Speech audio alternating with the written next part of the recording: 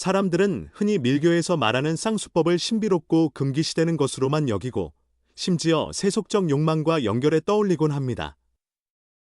그래서 잡담거리로 치부되기도 하는데 과연 그것이 전부일까요?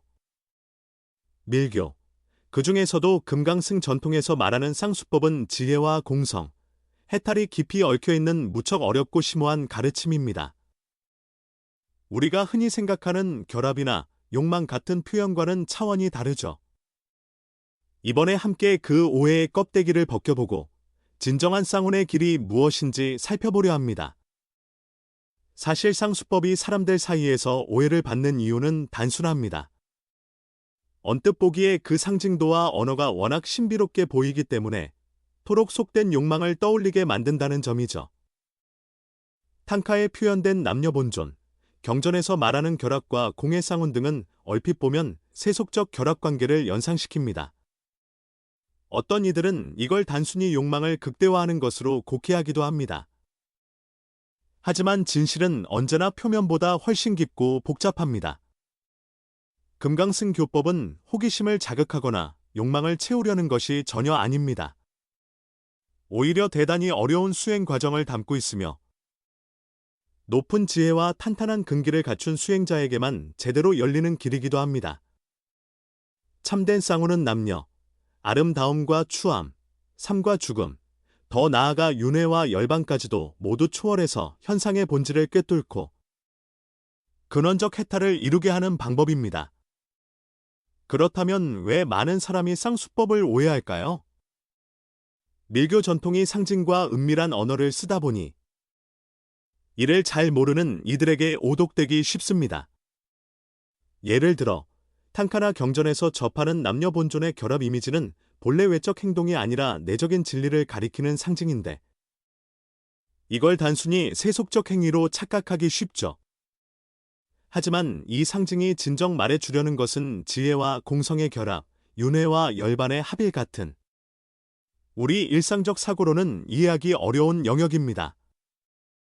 더 흥미로운 점은 금강승이 욕망을 억누르거나 회피하기만을 말하지 않는다는 겁니다. 오히려 그 본질을 꿰뚫어보고 결국에는 그것을 뛰어넘으라는 것이죠. 어떤 분들은 욕망을 버려야 한다는 불법의 가르침과 다르지 않나 라며 의문을 품습니다.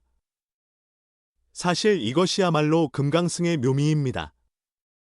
무조건 다 버리라는 게 아니라 모든 것을 있는 그대로 꿰뚫어 본 뒤에 거기서 진짜 진실을 보라는 겁니다. 금강승에서 말하는 오해를 통해 실체를 보게 한다는 방식은 뱀과 밧줄의 예시로 자주 설명됩니다. 어두운 방에서 밧줄을 뱀으로 착각해 두려움에 떠는 것처럼 우리의 마음은 실제로 없는 것을 만들어 내 집착하고 두려워하며 끊임없이 흔들립니다. 금강승 수행은 도리어 그 뱀처럼 보이는 밧줄을 똑바로 들여다보게 합니다. 도망치지 말고 거기 있음을 알아차리고 실체가 없었다는 걸 깨닫게 하는 거죠. 윤회와 열반도 마찬가지입니다. 윤회는 피해야 할 것이고 열반은 반드시 추구해야 할 것처럼 느껴지지만 사실 둘 다 그 본질이 공하다는 점에서 다르지 않습니다. 어느 한쪽에 집착하면 또 다른 막다른 길로 빠질 뿐이죠. 그래서 금강승이 말하는 쌍운은 그 모든 이원적 대립을 넘어서는 것입니다. 쌍수법을 이야기하면 흔히들 외적인 남녀 결합을 떠올리곤 합니다. 그래서 밀교는 특별한 남녀 수행 아닌가 라며 단정 짓기도 하죠. 그러나 이건 매우 피상적인 이해일 뿐입니다. 실제로 쌍수법은 내적인 상징 수행을 통해 지혜와 공성, 현상과 본질을 합이라는 깊은 수행 체계를 가리킵니다. 그것이 정말 수행자의 욕망을 위한 핑계가 아니라 모든 이분법을 뛰어넘는 궁극의 깨달음을 위해 설계된 것임을 아는 사람이 드물다는 게 문제죠. 금강승을 문두드리는 이들이 많아 보여도 결국 대부분은 그 문양만 보고 돌아서곤 합니다. 진짜 안으로 들어가려면 자기 안의 욕망, 분노, 착각 하나하나를 날카롭게 들여다볼 수 있어야 하고 그러려면 높은 정경과 꾸준한 실천이 따라야 하기 때문이죠. 금강승의 핵심 철학은 모든 현상의 본질이 공하다는 인식에 바탕을 둡니다. 여기서 말하는 공은 아무것도 없다는 공허가 아니라 고정된 자성이 없다는 뜻입니다. 우리가 늘 구분짓는 예쁨과 추함, 선과 악, 삶과 죽음, 윤회와 열반 역시 따로 떨어져 존재하는 실체가 아닌 겁니다. 하지만 우리는 습관이나 관념을 통해 그 모든 것에 의미를 부여하고 매달립니다. 그래서 평범한 교리 설명만으로는 부족하기에 금강승은 상징과 이야기로 그 깊은 뜻을 전달합니다. 예컨대 문수보살이 한 젊은 스님을 시험하는 일화가 있습니다. 그는 오랜 기간 백골관을 수행해 이성을 향한 욕망을 이겨냈다고 자부했습니다. 그런데 문수보살이 절세의 미인으로 나타나 점차 다가오자 처음엔 백골관으로 버티던 그 스님이 결국 흔들려 달아날 수밖에 없었습니다. 끝내 지쳐 쓰러졌을 때 미인은 사라지고 문수보살은 나타나 말했습니다. 너는 아름다움을 추함으로 보는데 성공했지만 여전히 둘 중 하나에 매달렸구나. 사실 아름다움과 추함은 본래 하나이며 공하다. 이 이야기는 우리가 집착을 억제하려고 해도 다른 형태의 집착을 만들 뿐이라는 사실을 잘 보여줍니다. 쌍운 역시 이와 같은 깨달음을 이야기합니다. 윤회와 열반이 실은 둘이 아니듯 세상 모든 대립이 본질적으로 하나임을 꿰뚫어 보는 것입니다. 수행에서 흔히 들리는 말처럼 우리가 뱀이라고 착각해 두려워한 것은 밧줄일 뿐이듯 욕망도 그 본질을 꿰뚫어 보면 아무 실체가 없습니다. 금강승에서는 이런 탐욕이나 분노, 번뇌 같은 나쁜 감정을 무조건 떨쳐내야 할 존재가 아니라 오히려 깨달음으로 이끄는 연료로 삼으라 가르칩니다. 많은 사람이 여기서 혼란스러워합니다. 왜 불법의 핵심인 이용 뉴욕과 어긋나 보이지? 나고요. 하지만 금강승이 말하는 것은 그 욕망이 어디에서 생기는지를 명확히 보라는 것입니다. 억누르거나 도망치지 않고 그 근원을 알게 되면 본질이 텅 비었음을 깨닫게 되고 그 에너지를 수행으로 돌릴 수 있게 됩니다. 이 과정은 말처럼 쉽지 않습니다. 욕망이 타오를 때 정면으로 마주하기란 위험하다고 느껴지기도 하죠.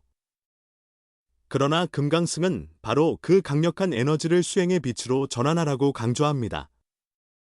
탐욕을 전혀 모르는 것처럼 꾸미거나 무조건 억압해버리는 게 아니라 그것이 생겨나는 찰나와 전개 과정을 정밀하게 지켜보면서 결국 그 실체가 없음을 알아차리는 게 핵심입니다. 그러면 그것엔 욕망이 큰 기쁨 대락으로 변할 수 있다고 말합니다. 여기서 말하는 기쁨은 짧은 쾌락이 아니라 모든 대립을 초월한 깊은 환희이자 지혜에 가까운 상태입니다. 그래서 금강승 수행자들은 번뇌가 곧볼이라는 말을 자주 인용합니다. 번뇌가 적이 아니라 바로 그것을 통해 깨달음을 얻을 수 있으니까요. 물론 이 길은 무척 위험합니다.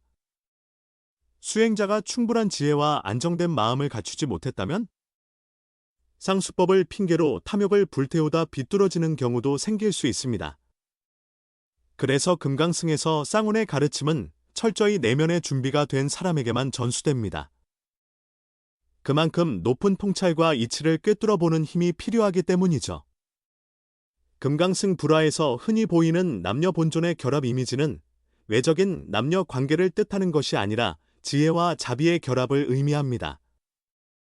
지혜만 있고 자비가 없으면 차가운 공론에 그치고 자비만 있고 지혜가 없으면 무분별한 선행에 그칠 수 있기 때문에 둘을 하나로 아우르는 깨달음이 필요하다는 것입니다. 결국 상수법의 핵심은 이 세상 모든 대립이 본래 하나라는 것을 알아차리는 데 있습니다. 우리의 통념으로는 전혀 별개처럼 보이는 윤회와 열반조차 실은 한 몸이라는 이야기죠. 대립과 분리를 전제로 한 인식이 불러오는 건 집착과 고통뿐이기 때문에 이를 뚫고 나가려면 반드시 그 근원적 착각을 봐야 합니다. 상수법은 그 길을 제시하는 상징적인 방법이자 동시에 매우 어려운 수행 단계입니다. 결론적으로 금강승 상수법의 진정한 뜻은 결코 세속적 욕망을 합리화하는 것이 아닙니다. 모든 존재와 현상의 본질이 공하고 그 대립이 실제로는 분리된 적 없음을 꿰뚫어보는 깊고도 오묘한 수행의 길입니다. 이를 위해선 높은 지혜와 굳건한 자각이 필수적이기에 일반인에게는 쉽게 드러나지 않는 것입니다. 하지만 그 가르침을 올바로 이해하고 조금씩 일상에 적용해 본다면 우리 내면에도 커다란 변화가 일어납니다. 눈앞의 대립에 휘둘리지 않고 모든 현상을 공으로 바라볼 수 있는 힘이 생겨나기 때문이죠. 불도나 도를 찾고자 하는 분들께 이 쌍운의 지혜가 작은 실마리가 되길 바랍니다. 혹시나 마음의 평화와 지혜를 구하는 분들이 계시다면 함께 불가의 이야기들을 더 들어보시길 권합니다. 아미타불. 모든 이에게 부처님의 빛이 함께하여 법의 기쁨이 가득하고 걸림없는 수행길을 열어가길 바랍니다.